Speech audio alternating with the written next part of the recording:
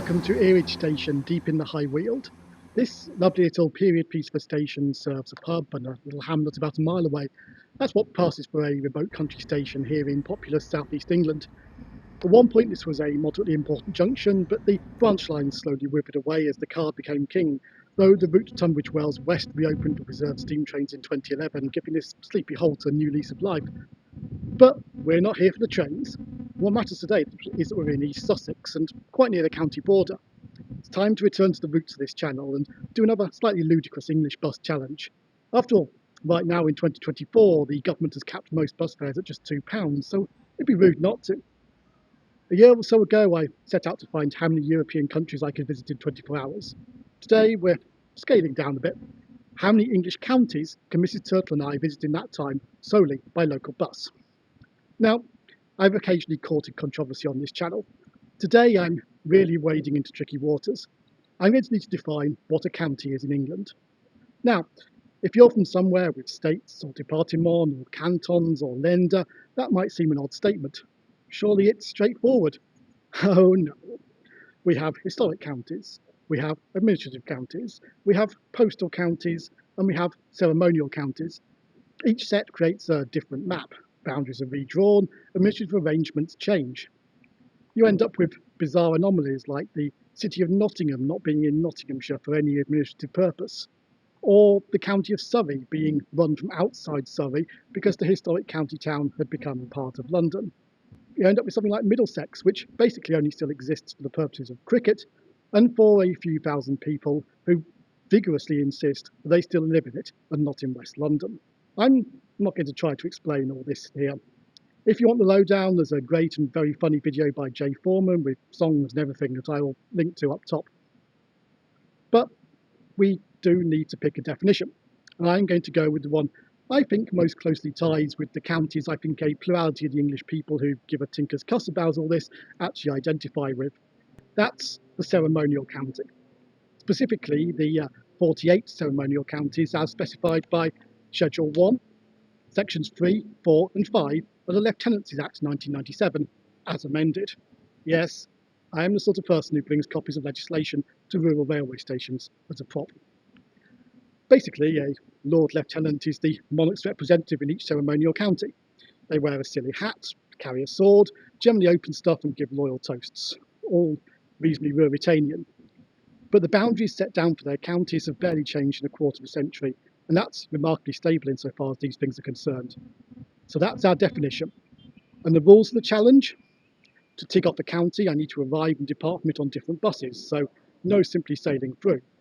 The exception is the first county, which I tick off simply by leaving it, and the last, which I can claim by alighting in it. I can start when and wherever I like, and the clock starts ticking when I get on my first bus. And as ever, we're defining a bus as a timetabled service on a route where an English national concessionary pass would be valid. I've got my first £2 ready. Let's head for the bus stop and start the County 24 challenge. After many hours of poring over bus timetables and maps, I found two options under the rules that could net me 13 counties. Further blood, sweat and tears identified that, as a stretch target, one of those might get me to 14. And that starts here, on the A26 main road, just outside Earridge Station in East Sussex, at just after 2 p.m, and only on a Friday afternoon. Our first bus is a long-distance Brighton and Hove service. Effectively, this is a rail replacement bus for the trains that used to link Brighton with Tunbridge Wells, but were withdrawn in stages between 1969 and 1985. With buses every half an hour, whisper it, this is probably a better service than the railway ever provided. Officially, this is the 29 bus, but it's marketed as the Regency route, linking as it does to the understudy King's seaside hangout with his favourite inland health resort. Today, the smart Royal Purple double-decker is 2 minutes late, so we're starting the clock at 14:07. I've joined the 29 late in its journey, but I've enough time as we sweep through the wooded weald to enjoy the microcosms of society up here on the top deck. Behind me, people returning from their probation hearing in Lewes. In front, some late-running ladies who lunch on their way to Tunbridge Wells. I picked Earridge as a starting point because it's right next to the county border. Within 5 minutes we're at the point where the countryside ends abruptly and Kent begins as we enter Tunbridge Wells. Based on my generous first county rules, that's one county ticked off. As if to underline our rail replacement status, the 29 circles round the former Tunbridge Wells West Station, once the terminus of the Brighton line, though only because its goods yard is now a Sainsbury's. The station house is a steak restaurant. But a few moments later, it's time for me to alight by the edge of the common, wave the 29 goodbye, and wander through an unprepossessing alleyway to emerge on one of South East England's loveliest streets.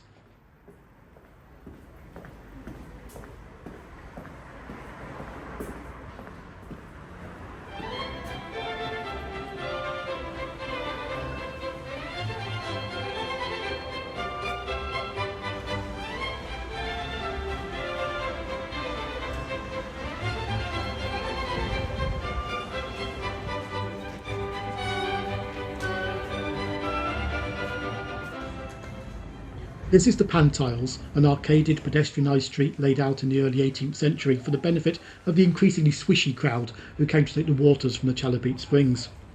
They followed in the footsteps of Charles I, the first monarch to partake here, though it seems the health-giving waters had little impact in the height department. The springs still flow at the head of the Pantiles, and unusually they're in full clear force today rather than the usual rusty dribble. Though, alas, there are no costume dippers to help Mrs. Turtle and I to the waters, just a very 21st century vending machine tucked into a corner of the spa house.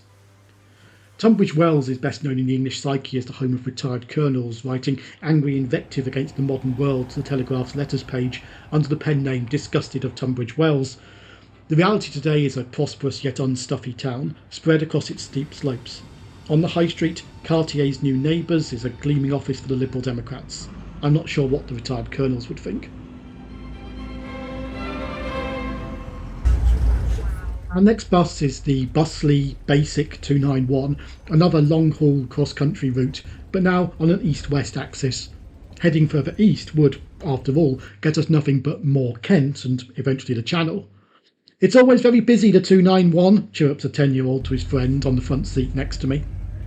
We're very quickly out of Tunbridge Wells and out onto its wintry common, slowly disgorging our heavy load of shoppers and half-term school kids, before we leave the main road and drop through what are no doubt bosky woods at the right time of year to picture-perfect Groombridge. Confusingly, it's the River Grom that flows through Groombridge, but importantly, as we cross the Grom Bridge, we're out of Kent and briefly back into East Sussex. 2 counties done.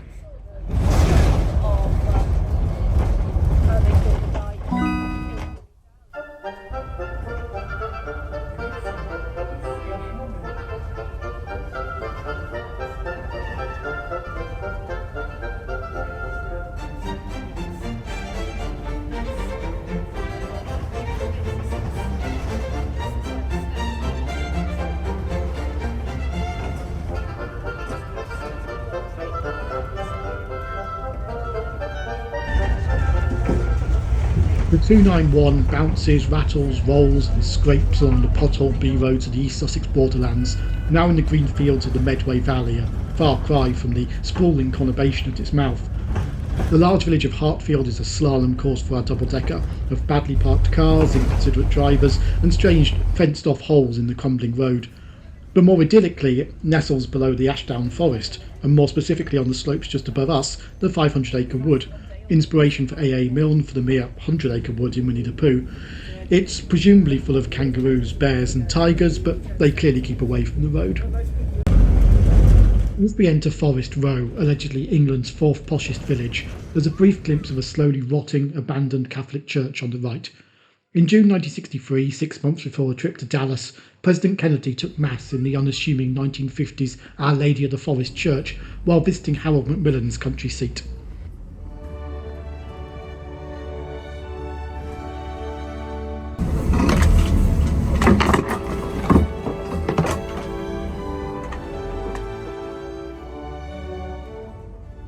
A visible improvement in the road surface as our bus squeezes past holly hedges and over the border into West Sussex in the village of Ashurst Wood.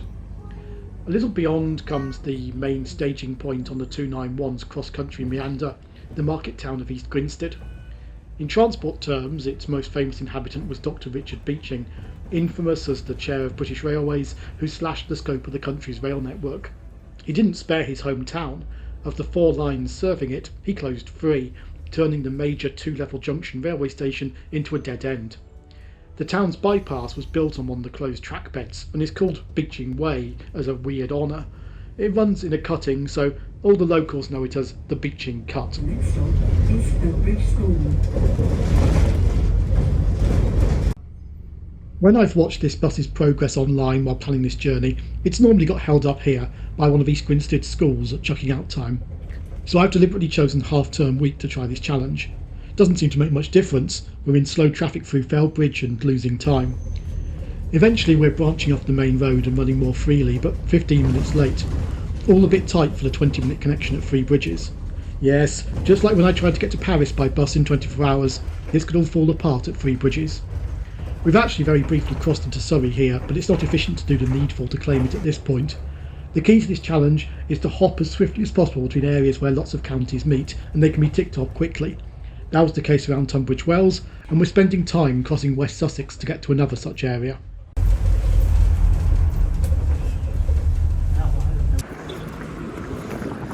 It's amazing how many of my challenges end up involving sprinting across the endless pedestrian crossings in the Crawley suburb of Three Bridges.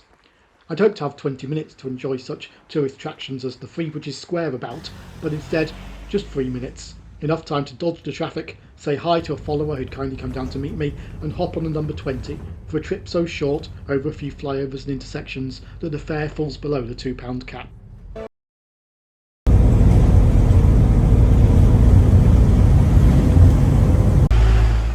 Paris syndrome is a condition caused when the French capital fails to live up to someone's romanticised image.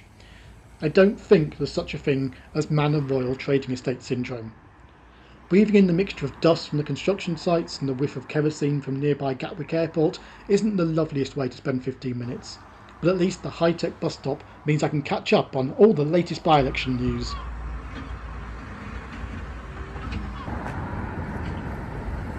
We're now on the 200 to Horsham. This is not normally the fast way to Horsham. Metrobus have kindly put a diagram of every stop on the route along the bus's alcoves. It takes up the whole vehicle. So why have I done this weird diversion to the delights of Manor Royal? Put simply, the hourly direct bus from Crawley to Horsham is not well timed for my purposes. It would leave me with a 5-minute connection onto a crucial bus at Horsham. So instead, we're taking this weekly route, involving 2 local buses round every housing estate on the north side of Crawley, and most of those on the north side of Horsham too. It may be the snakiest of buses, but the 200 is actually quite nice. It's warm, comfy, has USB charging points, and is on the verge of returning to its pre-Covid 24-hour service to the airport. It's also by far the most multicultural of the buses I've taken so far. I mistake a mosque minaret for Gatwick's control tower, and the lady in front of me's mobile phone has a sticker exhorting me to vote for Gambia's United Democratic Party. The next stop is Shipley Road. There's a brief burst of speed as we race down the rural dual carriageway across the ever-narrowing gap between Crawley and Horsham. Then we're estate wandering again. Over the level crossing at Littlehaven, which is not, despite the name's implication, an attractive coastal village, and winding through Dormitoryville, where the lights are just coming on in 100 living rooms. The next stop is Hatchlands.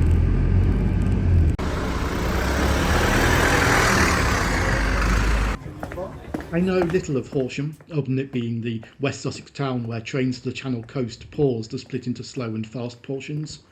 Its centre seems not without its charms, though on a Friday evening the signs of life are limited.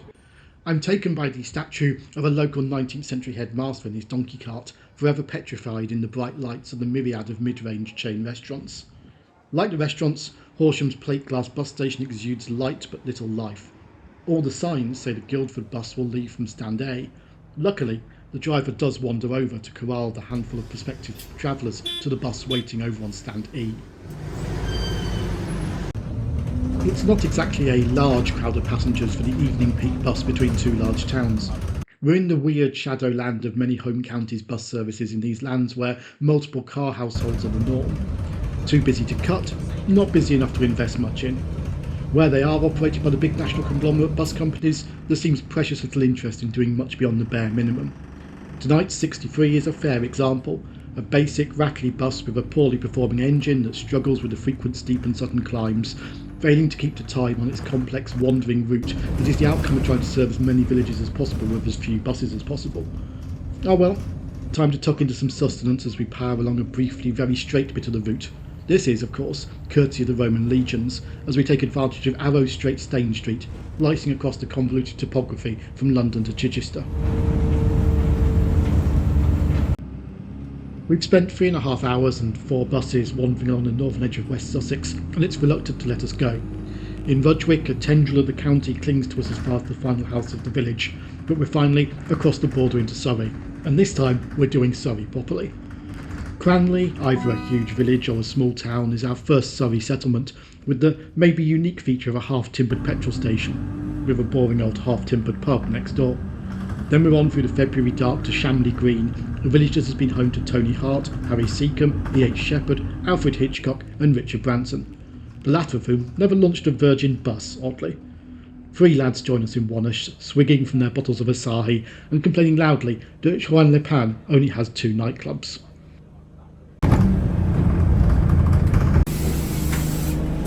Welcome. Thank you. Milford is a pleasant, newish cathedral city beside the River Wey, but all I'm getting to see this evening is its extensive gyratory system and its pretty dire bus station, a cold brick corridor slammed in artistically into the back wall of a shopping centre. A slightly delayed arrival on the 63 does pay some dividends.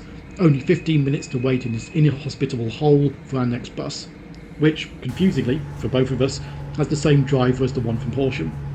Equally confusingly, this is only our 6th bus of the challenge, but the 2nd number 20. Loadings are much healthier on this corridor as we rattle westwards into the night and towards the Blackwater Valley. There's a confusing moment when the number 20 ploughs through the roadwork bedevilled village of Normandy. Last time I took a bus to Normandy there was a ferry involved first. Apparently this one's just named after a long since closed pub, and it isn't even the strangest name around here. Normandy has a sub-village going by the fine name of Christmas Pie, which is 1 or 2 words depending on which map you look at. The roadworks taketh away, but they also giveth, as they prevent the 20 making its normal hairpin diversion into the village of Tongham. So soon we're sweeping round a vast roundabout, somewhere beneath which is the Blackwater River and the county boundary, ticking off Surrey and heading into Hampshire as we enter Aldershot's hinterland of Peugeot garages and bookies.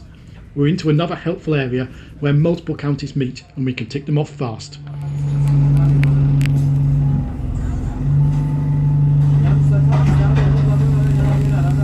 The appearance of Nepalese restaurants is a good sign as a Gurkha regiment based nearby. So in Aldershot as in Woolwich, Exmouth and Brecon. Some momo would be delightful right now, but buses wait for no man and turtle in this county-rich corner. Gently ticking over at its terminus beside the erstwhile Ritz Cinema is the number 1, about to embark on its 8:40 p.m. journey through the Blackwater conurbation. 10 minutes to hang on the cold pavement before we're onto the double-decker and barrelling north along the ruler straight roads between regimental lines of barracks and stores. Aldershot is the archetypal home of what Orwell, or maybe Churchill, or maybe Kipling described as the rough men who stand ready in the night to visit violence on those who would do us harm. And of course, just up the road in Sandhurst, the somewhat less rough men and women of the Officer Corps.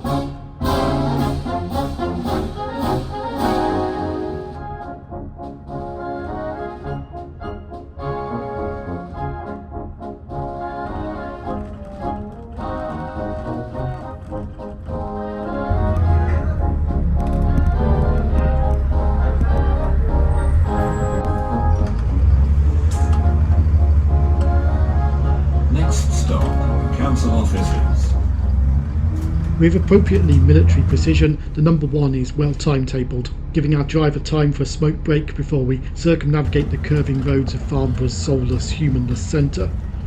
Then we're back into a brief corridor of darkness as we recross the road, rail and river corridor of the Blackwater, and we're out of Hampshire and on to our 3rd visit to Surrey. Hampshire is, I'm afraid, the first of several counties that will be shortchanged on this journey. No New Forest glades or shingle beaches today. Just a brief visit to its military northeast extremity. Within a few minutes of crossing the border and ticking off County 5, I'm hopping off next to Frimley's railway station. Time to crack open the thermos of sweet black coffee and worry slightly as to why the next bus isn't appearing on the online tracking.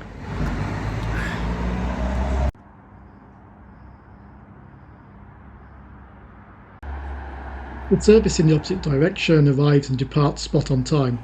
I begin to fret slightly as ours becomes overdue. our Newbury and District bus is going to abandon me on the Hampshire-Surrey border. But thankfully, just 3 minutes late, though still invisible on the online systems, the dazzling beams of the 731, which will become the 730 here, appear over the railway bridge. This is probably the most controversial conveyance of the journey. The 730 looks like a coach. It makes very limited stops on its journey from Basingstoke to Heathrow and spends much of its journey on motorways. Can I really claim this is a bus? I think so. You can walk up and pay a cash fare without an advance reservation. It's included in the government's £2 fare cap, and, most crucially for my definition, you could use an older person's concessionary pass on it. Anyway, Mrs. Turtle and I are grateful for a bit of gentle luxury, and to Heathrow Airport for heavily subsidising this new round-the-clock service, as we quickly dispatch with a final 2 stops in Camberley and Bagshot, and then fly along the M3. The 730 is part of a long, great tradition that bus routes to airports should be in the 700 series, because, well, Boeings. There'll be bus routes to British airports hilariously carrying the 747 number well after the last Queen of the Skies has made its final flight to the Mojave Desert Boneyard.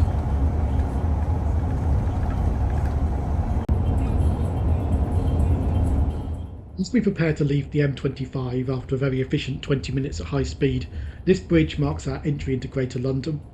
For a brief moment before this, we were actually in Berkshire, but we'll worry about that shortly.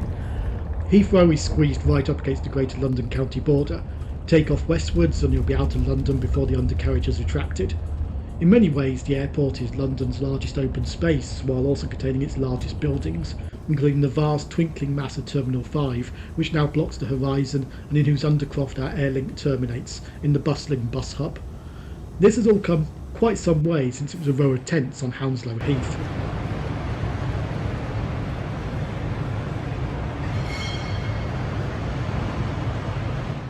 In the plan that got us 13 counties, I got to hang around Terminal 5 for a few hours now and enjoy an overpriced beer and burger. But we're on schedule and going to push on for the full 14. No pain, no 14 counties. It may be a hub for the world, but Heathrow Terminal 5 is also a fine 24-hour bus hub for the nearby home counties. So we're getting on a Slough bus. But alas, we're not going all the way to John Betchman's favourite town, just a very short hop down the road for an easy county. It's a genuine shame in a way, as this is the smartest, most comfortable bus of the journey so far, a gleaming Windsor Express, which is very green in every possible way. Within a couple of minutes of leaving the terminal, the 703 is leaping the M25, and in doing so, quitting Greater London for Berkshire. Technically, we've done enough to claim Greater London, and though it isn't the last we'll see of it by a long stretch, we'll chalk it up. Another mile or so along, and we're reluctantly leaving our comfy bus to alight in Colnbrook. Appropriately for the long linear county of Berkshire, formed around transport corridors from the Thames through the Great Western Main Line to the Heathrow flight path, Colnbrook is an old coaching village on the Bath Road. This original Bath Road has been twice bypassed and is now a heavily traffic-calmed main street for Colnbrook, past its surviving coaching inns. The bus stop I've just got off at is called Ye Olde George Inn, but it's the ostrich across the road that has the really interesting history, or legends anyway. Supposedly its 14th century landlord dropped no fewer than 60 wealthy guests into a boiling cauldron through a trapdoor under their bed. The demon innkeeper of the Bath Road, if you like. Fortunately, late as it may be, I've no need of the ostrich's hospitality for the night. Colnbrook's county identity is a bit complex. It was only placed entirely in Berkshire in 1995, having previously been partly in Buckinghamshire, just before Berkshire ceased to exist as a political entity. And while it's definitely not in Greater London, it's adorned with transport for London bus stops, and most of its buses are familiar red monsters.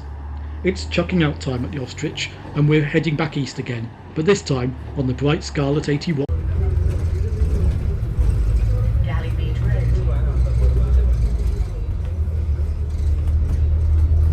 Within a couple of minutes, we're back over that self-same M25 bridge and back into Greater London. 7 counties, halfway to the stretch target. In general, I wanted to avoid these quickly in and out raids on a county by the same route, but I think one is forgivable. As with all my 24-hour public transport challenges, a key early consideration is what can be done efficiently with the late night hours when services become sparse. In this case, the obvious answer was, make sure you're in an area with all-night buses. Well, that's London. And the observant will notice there's still a little hole right in the centre of London to colour in. The historic heart of the capital, the weird city within a city, the quasi-medieval enclave of the square miles is the City of London. It's probably the greyest area as to whether it's really a county, but Schedule 1, Paragraph 4 of the Lieutenant's Act suggests it is, and it does have a lieutenant, though unusually the post is held by the Lord Mayor. But we're going for it, and that means a nocturnal hopscotch of red buses towards the very heart of the metropolis, starting with the 81 along the northern edge of Heathrow and into Hounslow.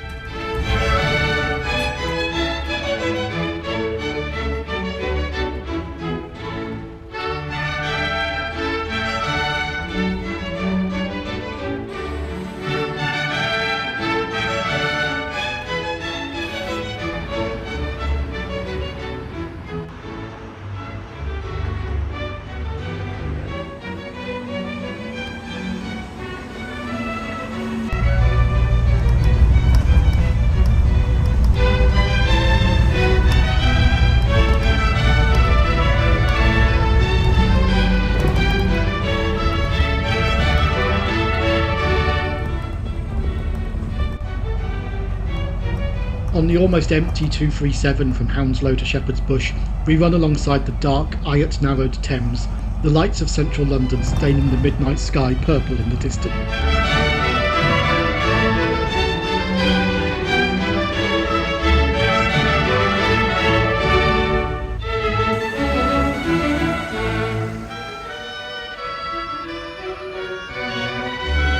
From Shepherd's Bush, the Cross City 148 swiftly turns up, one of the last mayor's babies, all curves and reflections. This is a convenient route home for the two young ladies returning to South London from a White City blind date. It had not been a success. The only connection between us was that he lives in Peckham and I live in Camberwell. As we run arrow straight along Kensington Gardens and round Marble Arch, they swip to performing dialogue from a streetcar named Desire, unaccountably in Welsh accents.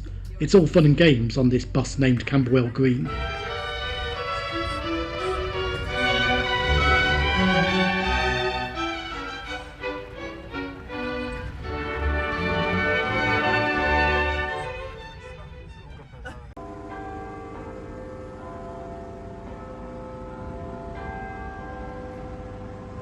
I'm not going to insult your intelligence by telling you what that is behind me. Just say I've worked there on and off for 8 years, and after a while the rats and the mice and the whole place falling apart does start to take the edge off it a little bit. What is interesting though, however, from a county hopping perspective, is the building just in front of me.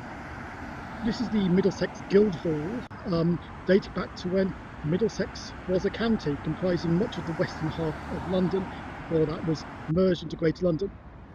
It eventually became surplus to requirements because Middlesex no longer had a government, so now it's the seat of the United Kingdom Supreme Court.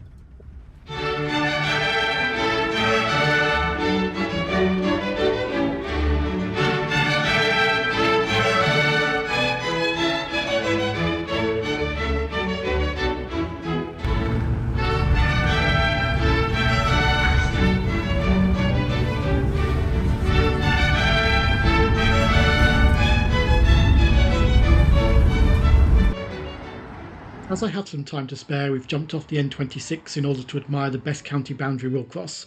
The City of London's guardian dragons, standing at the point where the Lord Mayor / Lord Lieutenant would greet a monarch entering the city, are a touch more imposing than your standard "Welcome to West Borsetshire, please drive carefully, sponsored by Allied Widgets" sign. But we won't incur the dragon's wrath by stepping across. We'll do it properly, by bus.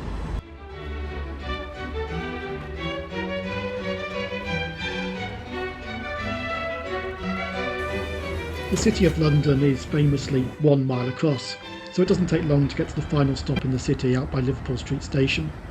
I've come this far because I'm hungry, and the one place I know I can get food at 2 AM is just outside the city, here on Brick Lane. Famously, there have been two 24/7 bagel shops on Brick Lane since time immemorial. They have names, but are always known as the yellow one and the white one. But 3 days before this challenge, the world, or Time Out reading London at least, was rocked by the sudden closure of the yellow one. Thankfully, the white one, Bagel Bake, survives and is doing all the better business for it.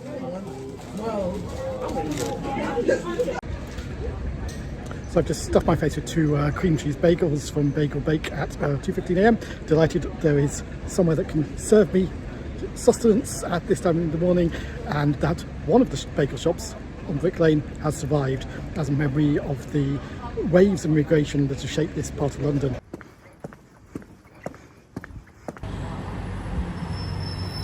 At Liverpool Street, it's a short hop westwards across the square mile, past the more diminutive dragons guarding the boundary at Chancery Lane, back into bog standard Greater London. From High Holborn, the N207 is our scarlet chariot back to the suburbs.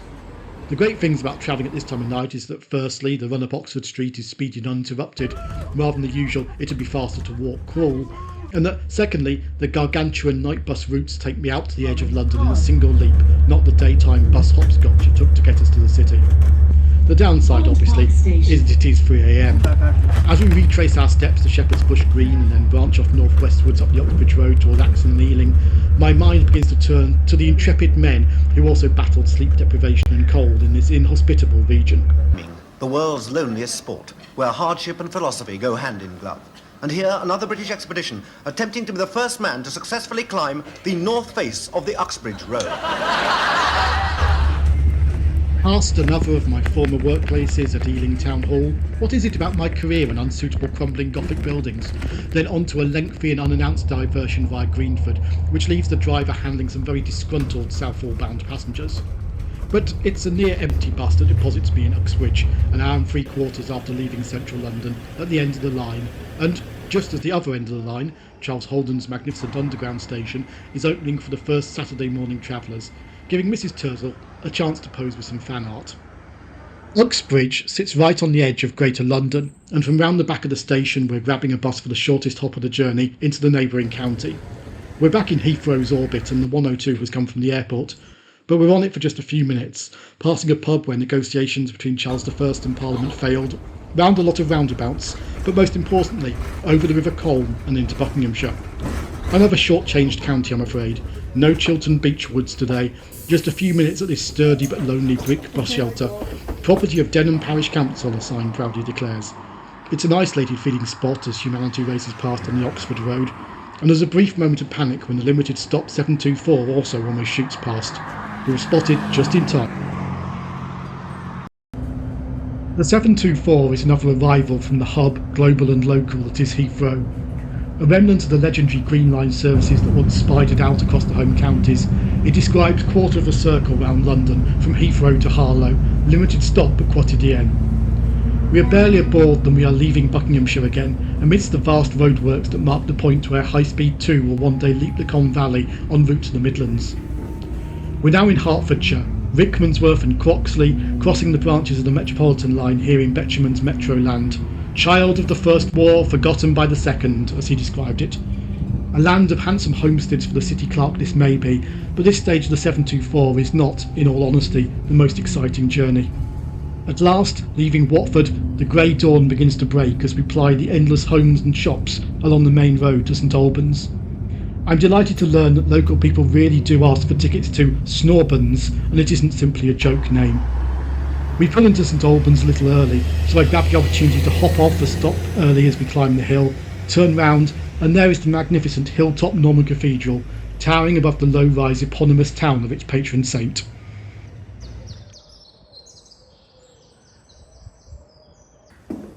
A wander through St Albans' lovely centre, past a clock tower that during the Napoleonic Wars formed part of a shutter telegraph system to link the Admiralty with the fleet at Great Yarmouth, past the early stallholders setting up the Saturday market, brings us to Peter Street, where the driver of the first bus of the morning to Luton has to contend with a car abandoned in the stop, then with a non-functioning ticket machine. As a result, we all get a free ride into the morning mist.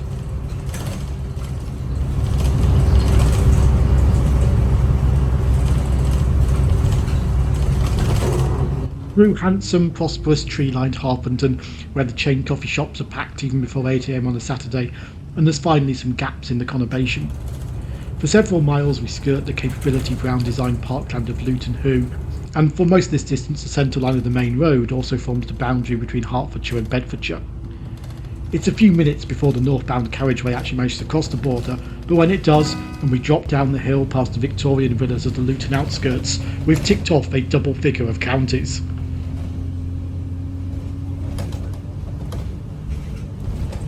A glimpse of the checkerboarded 12th century Church of St Mary's demonstrates there is more to this much slandered town than vans, hats and EasyJet. Alas, the busy but bleak bus interchange plays into the stereotypes.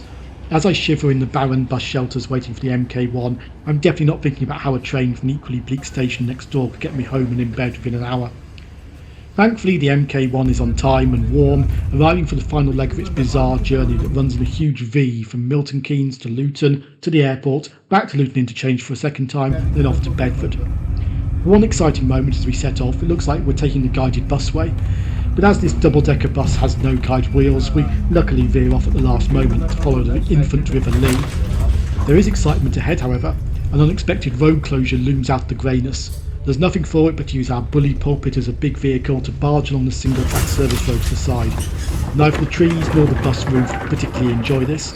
However, the Polish gentleman across the aisle from me does, immediately asking for my video so he can send it to his family in Warsaw, where double-decker buses and their fights with trees are an exotic novelty.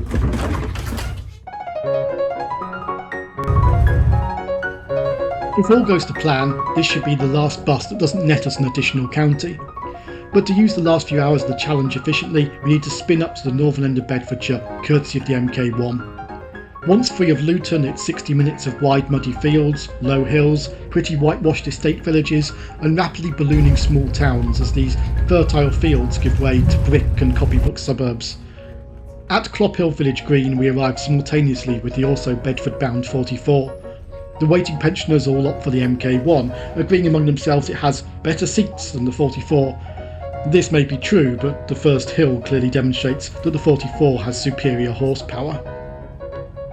Approaching Bedford is the strange juxtaposition of firstly vast distribution centres spreading across the former brickfields, then picture book Elstow Abbey, founded by a niece of William the Conqueror.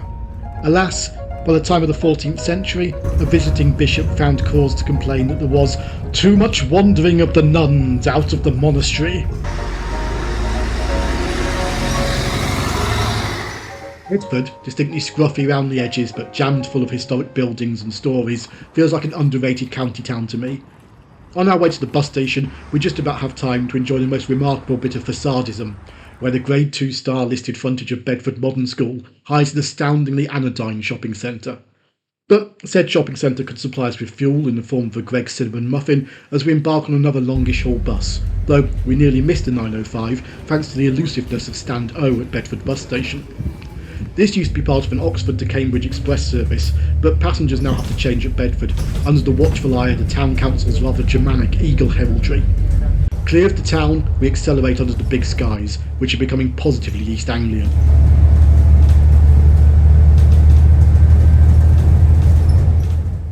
Until 1965, you'd have crossed picturesquely from Bedfordshire to Cambridgeshire, bridging the Ouse at St Neots, but the transition now happens here, unassumingly at this roundabout, after Cambridgeshire took a bite out of its neighbour in the interest of administrative simplicity, so that the old Great North Road coaching village of Eton-Soken could be in the same county as next door St Neots.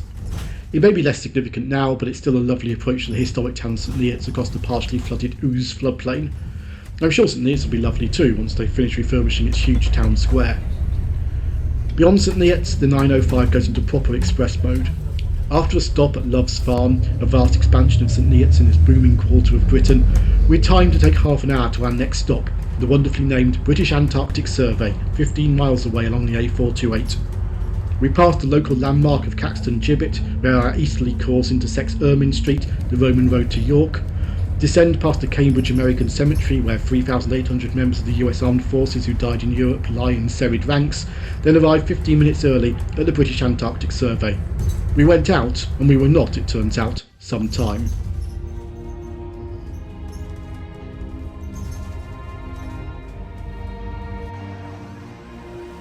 Cambridge is unmistakably Cambridge, but in the midst of a county challenge I'm perhaps a little more aware than usual of its split personality, as at once an internationally renowned seat of learning with architecture to match, and as a smallish county town, still with its market square and rural hinterland.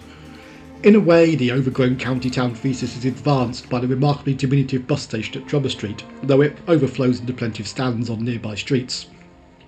Drummer Street is the starting point for what should be our penultimate bus, the number 13. Stagecoach seemed to be playing a game of eeny, meeny, miny, mo as to which of the available buses should be allocated to the 12:15 departure, but they eventually picked the most decrepit-looking double-decker and we were off, on time, past the never-ending stream of people trudging up Hills Road from Cambridge's poorly sited railway station, thanks to the colleges for vetoing anything more central, and the confusing historic sign for Bull's Dairies.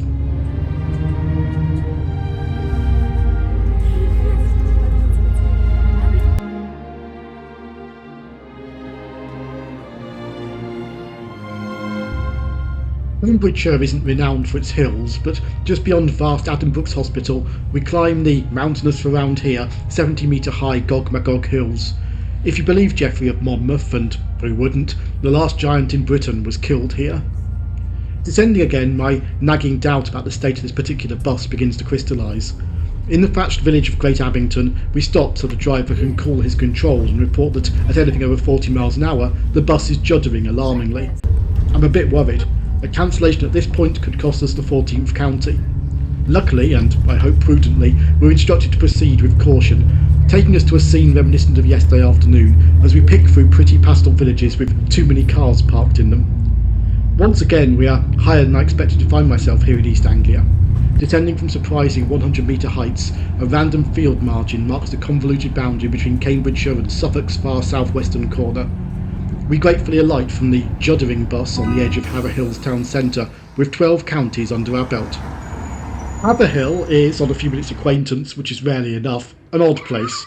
A tiny historic core clusters around its very Suffolk vast flint-knapped church, but which has mushroomed across its surrounding hills and valleys as a rather isolated location earmarked for post-war resettlement from London. The pedestrianised centre doesn't seem to know if it's on the up or declining into the empty shopland of so many British high streets. Just out the centre is what is called Anna Cleeve's house, where legend has it she lived post-divorce.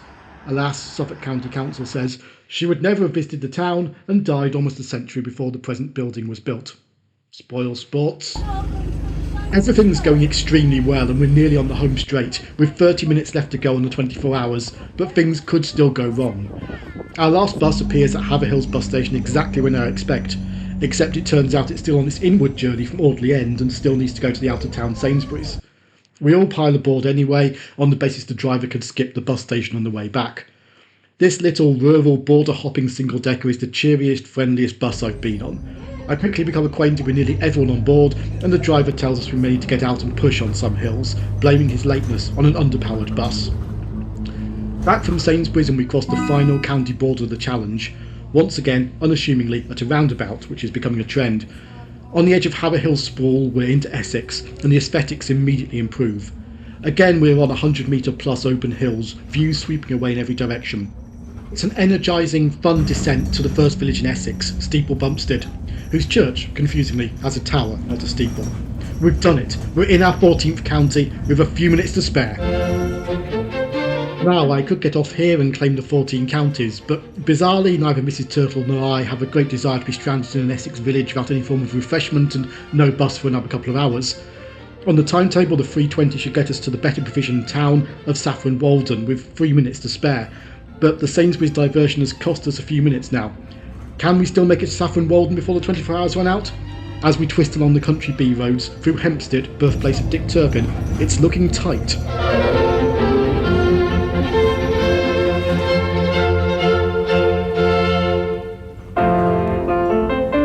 The answer is...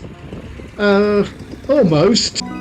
Welcome to Saffron Walden in Essex, the end of the County 24 adventure. We arrived here 3 or 4 minutes after the deadline. I hope you'll forgive me for claiming that 14th county anyway. We were over the border well in advance of the 14:07 deadline, about 15 minutes ahead of it. So I think it probably counts, and I don't particularly want to be stranded in the middle of the countryside. So in 24 hours, we visited 14 counties. It's taken about 23 buses, I think.